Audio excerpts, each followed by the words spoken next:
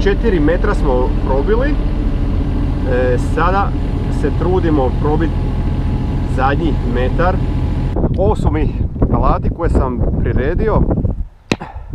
Kompjutor je sada na redu.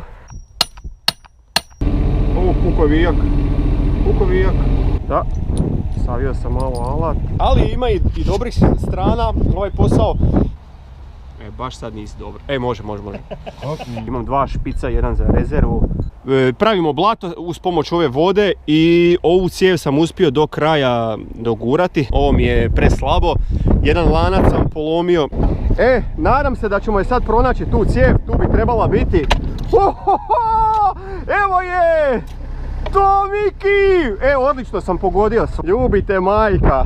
Sajla ide kroz rupu. Ajde još.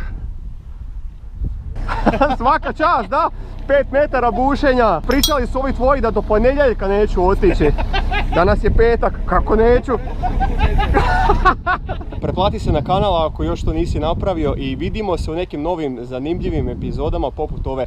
Hvala ti na gledanju i doviđenja!